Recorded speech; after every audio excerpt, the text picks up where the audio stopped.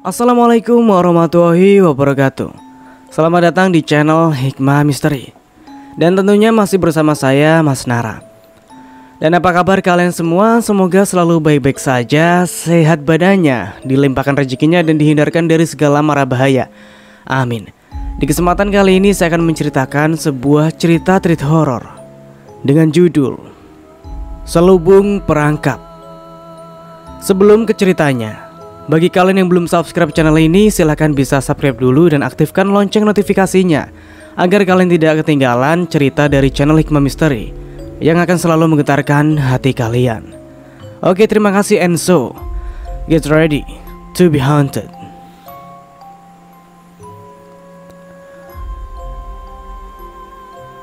Awan kelabu bergelayut di langit pada sore hari yang mendung itu. Rintik-rintik kecil sesekali jatuh menetes ke tanah berdebu yang kering.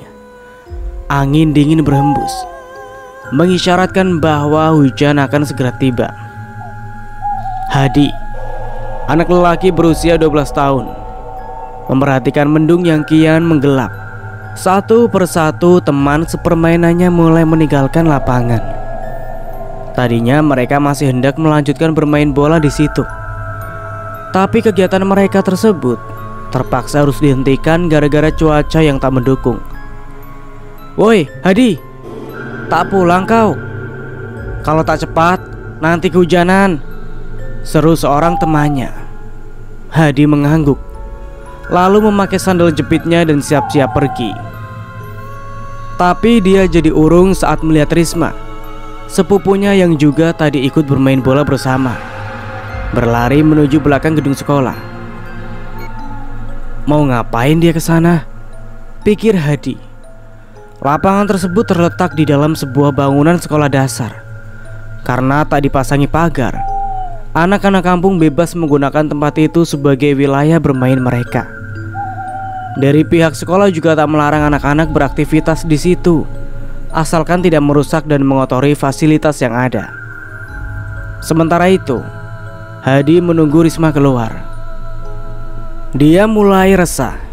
Setelah menanti sekian menit, gadis itu tak kunjung muncul juga. Hadi khawatir kakak sepupunya tersebut mengalami sesuatu di situ. Tapi kalau untuk menyusulnya ke belakang sana, terus terang ia tak berani. Pasalnya, di belakang sekolah terdapat hutan kecil yang dapat menghubungkan ke kampung sebelah. Warga setempat juga terbiasa keluar masuk hutan tersebut bila hendak pergi berkebun. Namun, jika hari mulai petang, tak ada lagi orang yang mau melintasi daerah itu. Berada di sana pada jam segini membuat hati menciut. Apalagi bila sampai masuk ke dalam itulah yang ia khawatirkan jika Risma benar-benar melakukannya. Setelah menimbang-nimbang, ia memutuskan untuk menyusul walau dengan berat hati. Hadi berjalan sedikit lebih cepat ketika menyusuri lokasi tersebut. Suasana begitu lenggang, yang kedengaran hanya suara daun-daun yang dihembus angin. Jantung Hadi sedikit deg-degan. Ia memberanikan diri, tapi rambut di tengkuknya malah berdiri merinding. Hadi tak tahan berlama-lama di situ. Kesan angkernya semakin kentara. Tapi sampai sekarang batang hidung Risma tetap belum kelihatan. Aduh, kemana sih tuh anak? Pikir Hadi. Apa jangan-jangan aku yang salah lihat? Didorong rasa penasaran, ia pun berteriak memanggil nama orang yang dia cari. Risma, di mana kau? Risma. Tetap tak ada sautan yang terdengar. Hadi mengulangi sekali lagi.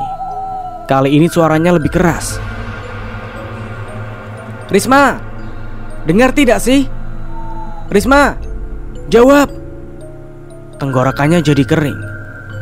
Namun usahanya tak sia-sia, karena tak lama ada seseorang yang menyaut panggilannya. Hadi, aku ada di sini. Suara Risma cukup jelas, namun orangnya masih belum kelihatan. Aku di sini, Di. Cepatlah kemari, pekik Risma lagi. Iya, Tapi aku tidak bisa melihatmu, keluh Hadi. Lalu ia mengamati semak-semak tinggi di hadapannya. Suara Risma persis berasal dari balik rerimbunan tersebut. Herannya, entah kenapa Risma bisa berada di situ. Tapi mengingat tingkah laku Risma yang mirip laki-laki dan selalu ingin tahu, seharusnya Hadi bisa memaklumi. Saat ditemui, Risma sedang dalam posisi duduk di rumput sambil memijat-mijat betisnya yang sebelah kanan. Mukanya meringis menahan sakit di kaki. Kenapa kakimu, Riz? Kok bisa-bisanya kau sampai ada di sini? Bukannya pulang, kau malah masuk ke sini sendirian, seloroh Hadi. Risma melihatnya dengan kesal. Begini ya, aku kan sedang kesakitan. Jadi bisa tidak menolongku dulu sebelum kamu ngomel? Bukan begitu, Riz. Aku capek keliling mencarimu, tahu. Untung tadi aku pas melihatmu. Kalau tidak, mungkin tak ada yang tahu kau kesini, tukas Hadi. Risma merenung. Sewaktu mau pulang, aku lihat ada seekor capung yang melintas, katanya pelan. Capung?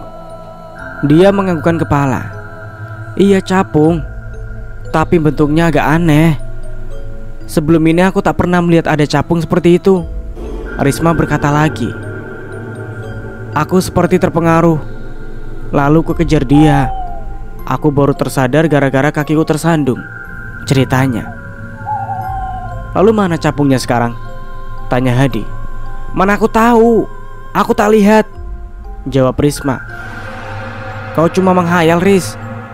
Jam segini jangan suka melamun, tak baik, ucap Hadi sambil membantu Risma berdiri. Lalu ia menyangga tangan kakak sepupunya tersebut supaya bisa berjalan. Aduh, pelan-pelan dikit napa, rutuk Risma pada Hadi. Hadi jadi jengkel, padahal ia sudah memapahnya dengan hati-hati. Kau ini, bagaimana kita mau pelan? Kau lihat sebentar lagi mau turun hujan. Apa kau ingin kebasahan di sini? Sahutnya. Memangnya kalau kebasahan kita bisa langsung mati, sebut Risma.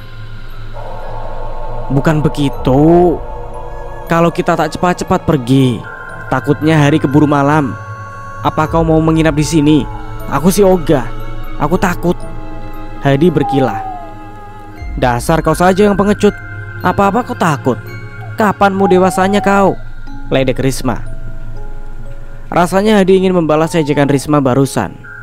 Namun ia segera sadar ada masalah lain yang lebih serius ketimbang harus melakukan hal tersebut.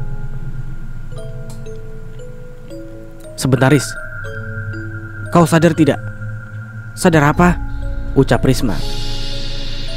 Jalan setapak yang ada di sini kemana ya? Tanya Hadi sambil melihat-lihat sekitarnya. Risma pun ikut mencari jalan yang dimaksud oleh Hadi. Kemana ya tuh jalan? Padahal tadi aku lewat situ sewaktu kesini, ucap Hadi bingung. Iya ya, seharusnya kan masih ada di dekat sini. Sekolahnya pun sekarang sudah tak kelihatan, tambah Risma. Hadi mulai merasakan keanehan. Pohon-pohon besar menjulang ke atas. Semak belukar setinggi pinggang orang dewasa mengitari kemanapun mata mereka memandang. Wilayah ini tak seperti yang ia lihat sebelumnya. Mereka seolah-olah berpindah tempat. Namun bagaimana caranya? Hadi sendiri tak mengerti. Jadi kita mesti lewat mana, Di? Tanya Risma. Sepertinya ia juga merasa keganjilan yang sama. Hadi tak menjawab. Melihat lingkungan sekitarnya yang asing, ia ragu akan menemukan jalan tersebut dengan mudah. Hatinya bimbang saat melirik ke mendung yang semakin menghitam. Langit tertutup awan gelap. Waktu petang akan segera tiba. Memperhatikan itu semua, Hadi harus memastikan mereka berdua dapat keluar dari hutan sebelum hari telanjur malam. Kita tidak bisa berdiam diri saja, Di. Kita harus cari jalan keluarnya, tukas Risma. Iya, aku tahu. Tapi carinya kemana? Hadi bertanya. Kita terobos saja hutan ini. Siapa tahu tembus ke kampung sebelah. jawab Rima asal. Hadi setuju dengan saran tersebut. Tak ada salahnya sih dicoba-coba, pikir Hadi. Lalu keduanya mulai menyusuri hutan tersebut di sepanjang jalan. Tak satu pun mereka menemukan tanda-tanda ada orang yang pernah melewati daerah itu. Bahkan semakin jauh mereka berjalan, semakin dalam mereka memasuki hutan. Hadi yang tak berhenti memapa Risma mulai mengeluh kelelahan. Coba saja kau tak kejar capung sialan itu. Mungkin sekarang kita sudah duduk manis di rumah, gerutunya. Risma tak suka disalahkan. Kan sudah kubilang tadi, aku sendiri seperti tersihir sewaktu melihat capung itu.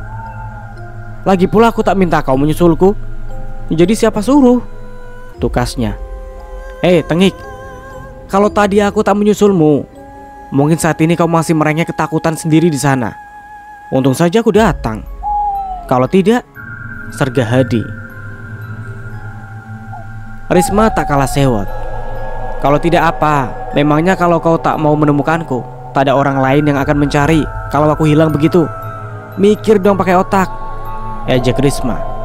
Hadi jadi geram. Andai aku tahu sifatmu seperti ini, mending ku biarkan saja kau tadi, ungkap Hadi dengan berang. Petang pun tiba. Rintik yang tadinya kecil berganti gerimis disertai dengan bunyi guntur yang menggelegar. Hal yang dicemaskan Hadi menjadi kenyataan. Situasi sekitar yang gelap membuat jarak pandang semakin terbatas. Malam tinggal sedikit lagi, tapi jalan keluar masih belum juga mereka temukan. Jangan putus asa, Di. Aku yakin kita pasti keluar dari hutan ini, kata Risma. Asal kita cari terus jalannya. Kau yakin? Yakin sih, kata Risma. Tidak, Ris. Ini sudah aneh. Aku sama sekali tak kenal dengan wilayah ini, jawab Hadi. Dari mana kau bisa menyimpulkan, sedangkan kau sendiri belum mengetahui hutan ini secara penuh? Kilah Risma. Hutan kampung kita ini luas, Di. Masih banyak tempatnya yang belum pernah kita lalui. Jelas Risma yakin. Hadi menggeleng. Jangan tanya aku soal itu. Aku sudah sering keluar masuk ke hutan, baik ke kebun bapakku ataupun disuruh cari kayu bakar, tegasnya. Jadi sekarang ini kita ada di hutan yang lain, begitu maksudmu? Hadi mengiyakan. Kau lihat saja pepohonan di sekitar sini. Di hutan kampung kita mana ada pohon-pohon besar semacam itu? Tunjuk Hadi. Ia melanjutkan lagi dengan nada serius. Berdasarkan pengamatanku, kemungkinan besar kita telah berpindah tempat ke dalam hutan di suatu gunung. Tapi bagaimana cara kita pindahnya? Itu yang aku tak tahu. Mendengar penjelasan Hadi, Risma jadi ketawa. Ngawur saja. Kau ini kebanyakan baca buku cerita, jadinya kau suka asal kalau bicara. Hadi melirik sinis. Kau masih tak sadar bahwa ada yang membawa kita sampai ke sini? Risma menggeleng tak paham. Lebih tepatnya, ada yang sengaja menyesatkan kita berdua semenjak kita di belakang sekolah sore tadi, ungkap Hadi. Percakapan mereka terhenti oleh gerimis yang kian menderas. Tubuh keduanya basah bersimbah air hujan. Sementara malam-malam benar telah menyelubungi langit. Kita mesti cari tempat berteduh, Di, ajak Risma mulai kalut. Mereka bergegas mencari tempat untuk berlindung dari terpaan hujan. Walau gelap di sekeliling, akhirnya sampai juga mereka di bawah suatu pohon besar. Keduanya lalu mengambil posisi aman. Lagi-lagi bunyi guntur memenuhi langit. Risma berjongkok sambil memeluk lutut. Tubuhnya menggigil kedinginan. Semoga orang tuaku mencari kita. Kalau tidak, matilah kita, Di. Katanya suaranya seperti mau menangis. Hadi diam. Dia tahu, dengan posisi yang sulit diketahui letaknya, kecil kemungkinan mereka berdua bisa ditemukan dengan cepat. Hadi juga takut. Ketika di tengah hutan tanpa persiapan seperti sekarang, hal-hal yang buruk bisa saja terjadi. Apa yang harus kita perbuat, Di? Aku takut di sini, ucap Risma. Entahlah, Riz. Aku juga bingung. Tapi sepertinya kita harus menunggu hujan sedikit reda dulu, tukas Hadi. Ia pun ikut jongkok di sebelah Risma, kemudian memikirkan tindakan yang akan dilakukan selanjutnya. Namun ditunggu-tunggu, hujan tak kunjung juga berhenti. Di langit sana kilat sesekali menyambar. Suasana mencekam semakin menambah hawa angker hutan tersebut. Risma merapatkan diri ke Hadi ketika suara-suara hewan malam terdengar di seantero hutan. Bunyinya aneh dan saling bersahutan, seolah memberi isyarat akan terjadi peristiwa yang tidak menyenangkan. Dalam diam Hadi bergidik ngeri, sedangkan Risma malah menangis pelan. Aku mau pulang, isaknya. Hadi tak mau menanggapi. Menangis saja tak akan menyelesaikan masalah, pikirnya. Lalu tangis Risma berhenti ketika ia melihat sesuatu jauh di depan sana. Ada apa, Riz? Tanya Hadi ikut penasaran. Sepertinya aku lihat ada sinar di sebelah sana, kata Risma. Jarinya menunjuk ke arah yang ia tuju. Mana? Itu bukannya api obor. Berarti ada rumah orang di sana, terka Risma. Hah? Mana mungkin di tengah hutan begini ada rumah? Pasti kau salah, tolak Hadi. Tapi ia ikut memperhatikan juga yang ditunjuk oleh Risma. Dan ternyata benar. Terlihat seberkas sinar dari api yang menyala dari tempat tersebut. Itu rumah beneran, kata Hadi ragu. Kita bisa memastikan kalau pergi melihatnya secara langsung ke sana, timpal Risma. Hadi menolak. Menurutku, apa sebaiknya kita tidak menunggu saja di sini? Mungkin saja kan orang-orang kampung tengah mencari kita. Aku tak mau menunggu tanpa kepastian. Di, aku lelah dan lapar. Kalau kita ke rumah itu, siapa tahu ada yang mau membantu. Kita butuh tumpangan untuk beristirahat. Syukur-syukur juga ada makanan, jelas Risma. Namun Hadi masih belum setuju dengan penjelasan tersebut. Sampai Risma memutuskan sendiri. Terserah apa maumu, Di. Yang jelas aku akan ke rumah itu biarpun sendiri, ungkapnya. Dengar dulu, Riz. Kita tidak boleh berpencar di tengah hutan. Bahaya, tegur Hadi. Masa bodoh? Kalau kau bersikeras tetap di sini, ya silakan. Aku sih tidak, tegas Risma lalu bangkit berdiri. Sabar sedikit, Riz. Jangan terburu-buru, Hadi mengingatkan. Tapi Risma cuek. Ia mantap melangkah walau berjalan dengan kaki sebilah terpincang-pincang. Hadi merutuk. Dengan sangat terpaksa, ia mengikuti kemana Risma pergi.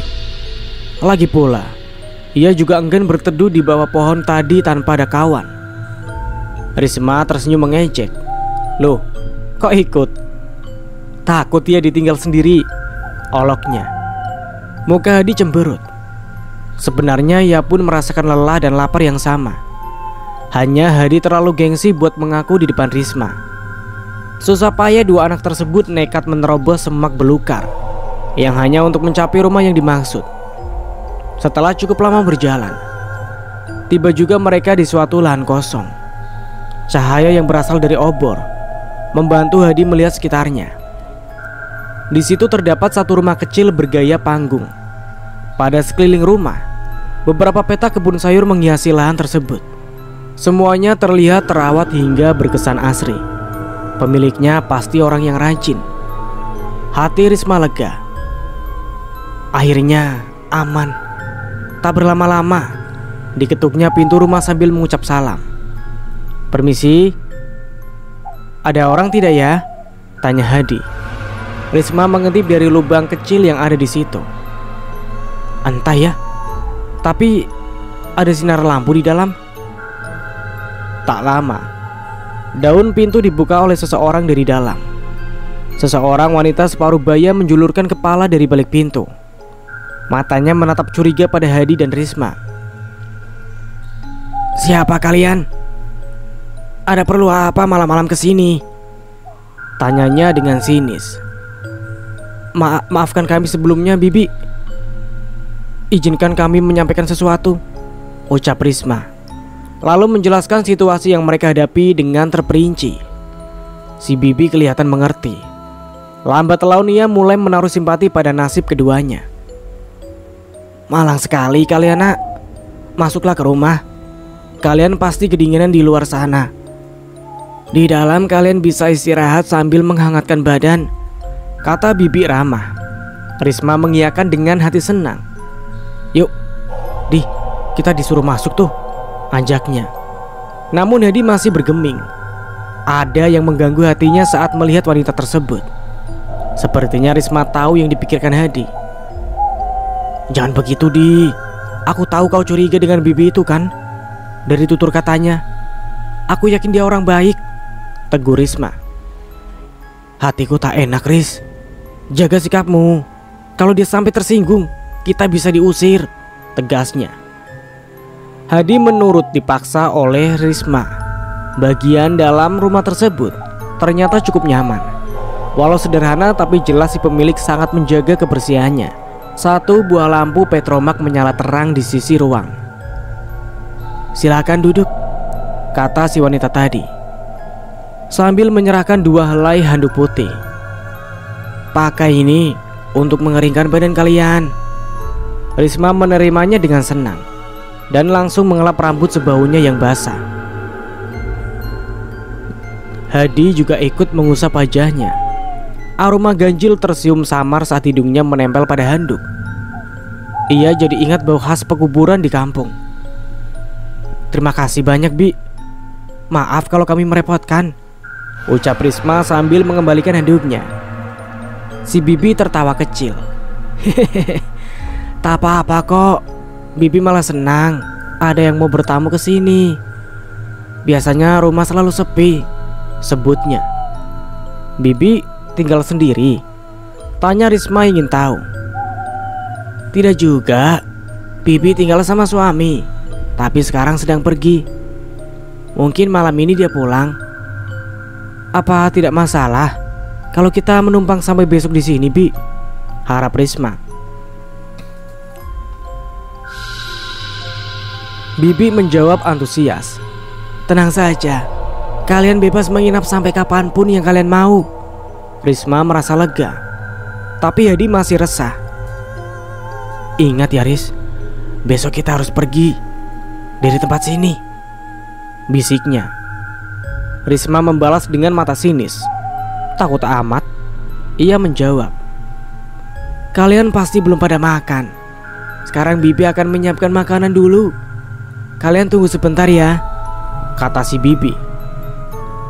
Kebetulan, Bi, kita memang sedang kelaparan, seru Risma tanpa sungkan. Hadi jadi geram dengan tingkah Risma yang tak tahu malu. Baik, akan segera aku buatkan makanan malam buat kalian berdua, kata Bibi lalu masuk ke dapur. Mulut Hadi tak sabar untuk menyemprot. Namun Risma langsung berdiri memberi penjelasan. Dalam situasi darurat seperti ini, kau harus melupakan ego dan gengsi, Di. Kau pikir di luar sana tersedia makanan buat kita? Apa? Jika aku mati kelaparan, kau mau tanggung jawab? Selorohnya. Ah, terserah kau lah. Aku sudah capek, pungkas Hadi sambil mengibaskan tangan. Ia benar-benar jengkel dengan Risma. Merasa lelah, ia menyandarkan punggungnya ke dinding. Pikirannya kemana-mana. Di sebelah, Risma bersantai sambil bersiul pelan. Padahal salah satu sudut langit-langit rumah, Hadi melihat seekor capung terbang dengan perlahan. Hadi mengamati dengan seksama. Ia melihat ada sedikit kejanggalan pada serangga tersebut. Untuk ukuran seekor capung, bentuknya lebih besar dari kebanyakan. Warnanya pun aneh mencolok. Hadi sendiri belum pernah menemukan capung dengan tipe semacam itu. Ia jadi ingat dengan perkataan Risma tadi sore sebelum mereka tersesat. Apa capung itu yang dilihat Risma? Kok ada di sini? Terka Hadi dalam hatinya. Hewan itu berputar-putar sejenak mengintari ruangan. Kemudian dari suatu celah, ia pun terbang keluar. Hadi termenung. Namun mendadak ia terlonjak ketika terjadi satu benturan keras di bawah rumah. Brak! Keduanya terperanjat. Hadi langsung cemas. Apa tuh?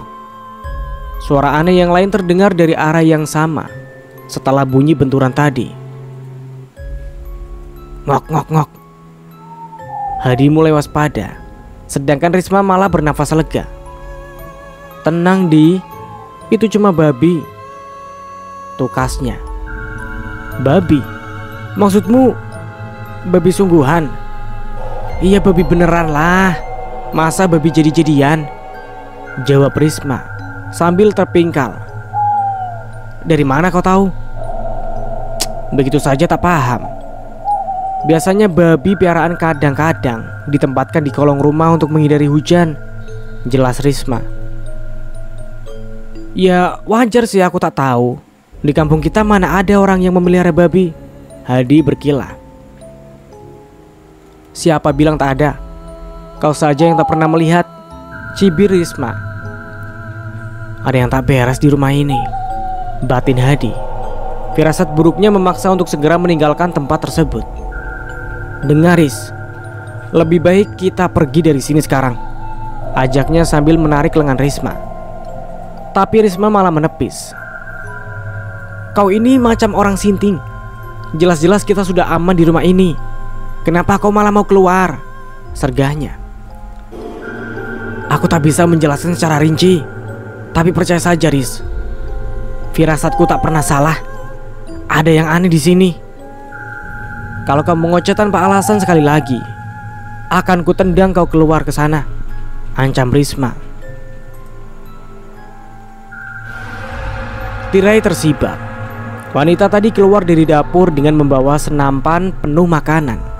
Loh, kok pada ribut? Tanyanya. Ah, tidak apa-apa Bi. Ini sepupu saya kayak orang gila, jawab Risma sambil menyikut perut Hadi. Oh, ya sudah. Berhubung ini sudah siap, silakan kalian makan. Jangan sungkan ya. Si Bibi menawarkan dengan santun. Air liur Risma meleleh demi melihat hidangan selezat tersaji di hadapannya. Wangi aroma pandan tercium dari sebakul nasi yang sangat hangat. Sebagai perlengkap, tersedia lauk pauk berupa sayuran dan daging yang terlalu sayang bila tak dicicip. Tak ketinggalan juga sepoci teh melati panas untuk menemani makan malam mereka. Risma berdecak kagum. Setelah berjam-jam menahan lapar, akhirnya ia bisa makan enak. Silakan makan, kata Bibi. Tanpa disuruh 2 kali, Risma langsung menciduk nasi beserta lauknya ke atas piring. Apa-apaan sih kau Di? Protes Risma ketika Hadi menahan tangannya. Jangan dimakan.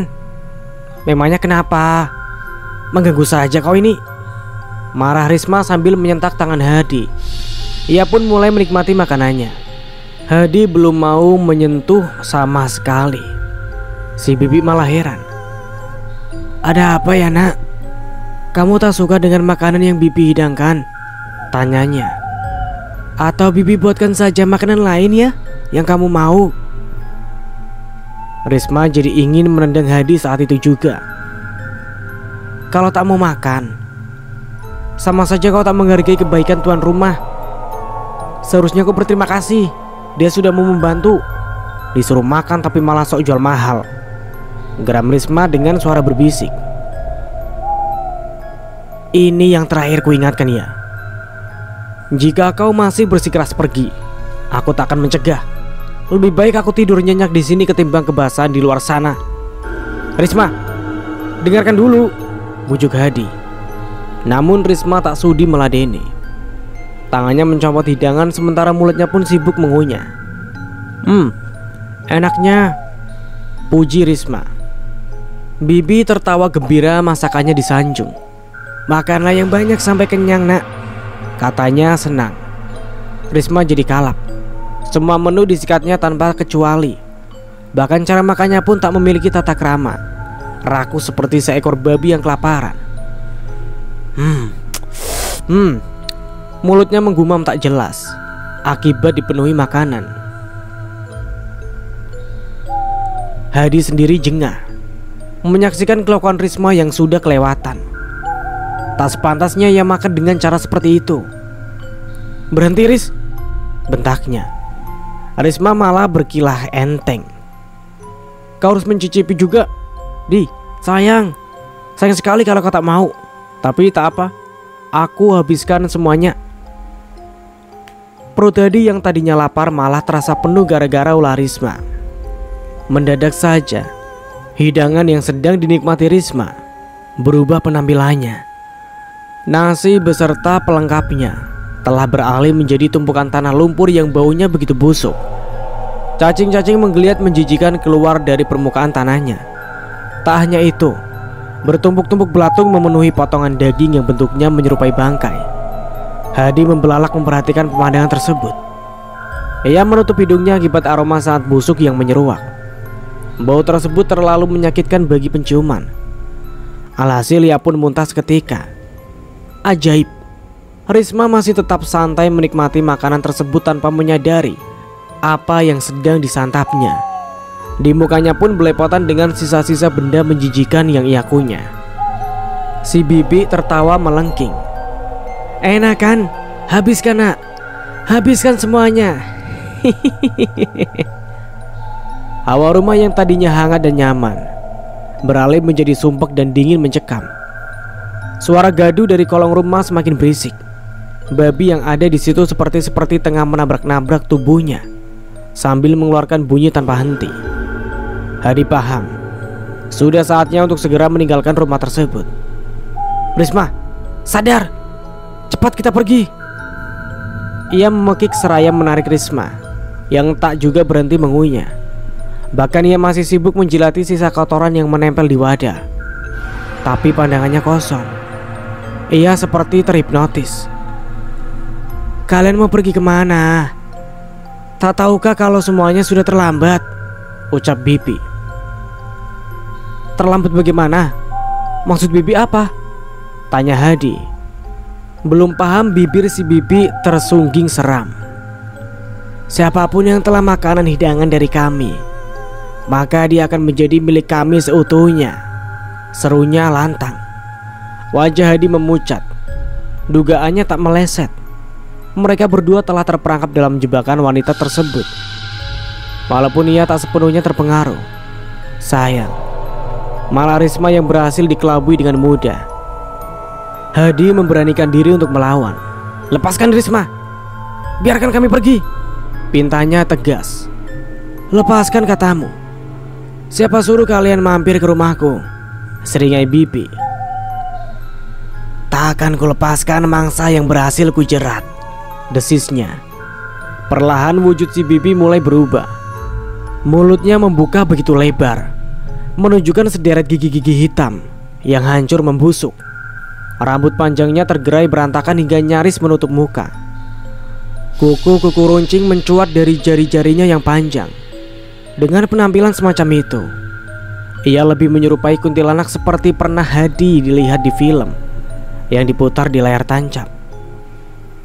Dengan sosok barunya yang mengerikan, ia melayang mendekati Hadi yang tengah gemetar ketakutan. Ia terkikik nyaring melihat mangsanya yang tak berdaya. Beruntung, Hadi masih bisa berpikir cepat. Menyadari kondisi Risma yang tak memungkinkan untuk dibawa, terpaksa ia akan lari tanpa menyertainya. Namun ia akan kembali untuk menjemput jika berhasil sampai ke kampung nantinya. "Maafkan aku Risma. Aku janji, aku pasti akan menjemputmu," isaknya dengan perasaan berat. Tergesa-gesa, ia berlari ke ambang pintu sebelum wanita itu sempat menyentuhnya. Kakinya menginjak teras, namun seseorang menyergapnya dari belakang. Tubuh Hadi yang kerempeng terhempas.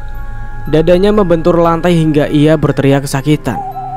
Saat dia mencari si pelaku, di situ ternyata Risma tengah menatapnya dengan sorot mata angker.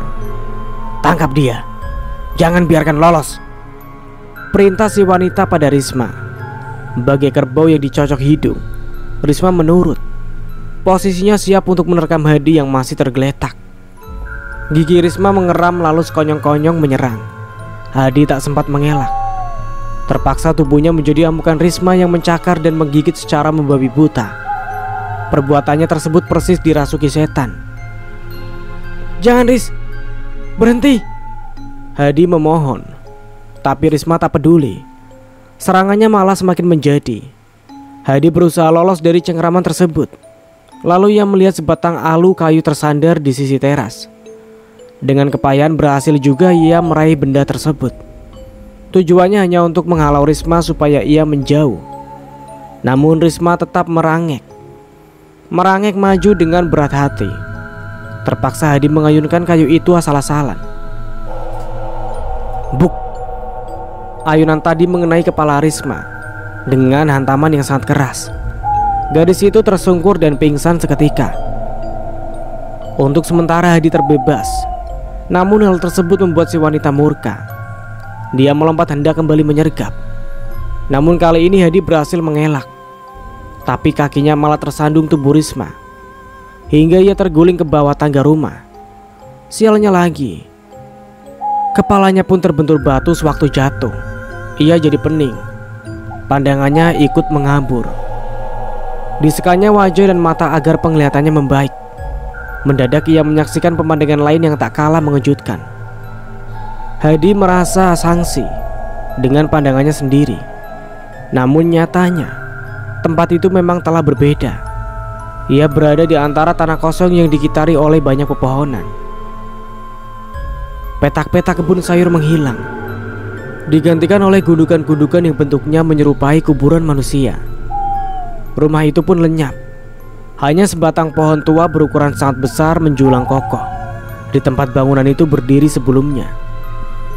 Hadi mundur perlahan ketika mengetahui si bibi bertengger di salah satu cabangnya sambil cekikikan. Sedangkan Risma tergolek lemah di bawah pohon. Tapi Hadi nekat juga melihat Risma yang tak berdaya. Ia mesti membawa Risma sekarang juga. Tak dihiraukan deras hujan dan kilat yang makin sering menyambar. Namun tiba-tiba sosok lain meloncat turun dari atas pohon. Tanah bergetar seiring kaki sosok itu menapak. Hadi pun jatuh terduduk. Dari kilapan petir, ia dapat melihat bentuk sosok yang baru muncul tersebut seketika mulutnya menganga. Makhluk itu berbobot begitu besar. Sekujur badannya diselimuti bulu-bulu hitam lebat. Namun yang lebih mencengangkan, kepalanya sendiri menyerupai kepala babi hutan lengkap dengan sepasang taring yang tersembul di mulut. Hidung besarnya bergerak-gerak seolah mencium bau santapan lezat. Sementara ingus dan liurnya yang kental meleleh menjijikan. Hadi tak berkutik. Ia terlalu takut hingga tak sadar kencing di celana. "Kau belum mengenalnya kan, Nak? Itu suamiku baru saja datang," seru bibi dari atas sana. Makhluk serupa babi itu mengeram keras. Ia mengambil ancang-ancang kemudian lari menyerbu Hadi yang masih belum bergerak. Aku tak mau mati di sini," gumam Hadi. Ia pun bangkit bersusah payah menginjak tanah becek yang licin karena hujan. Sekuat tenaga ia lari tanpa menoleh ke belakang lagi, sebab ia tahu makhluk tersebut tengah mengejarnya. Dua kakinya melaju melewati semak belukar yang berduri. Rasanya pedih karena luka-luka kecil tak dipedulikan lagi, ketimbang harus tertangkap sosok mengerikan itu. Ia berlari sampai nafasnya sendiri tersengal-sengal. Bila ia tak berhenti, mungkin jantungnya akan segera lepas. Terpaksa ia menepi sejenak untuk mengatur pernapasan.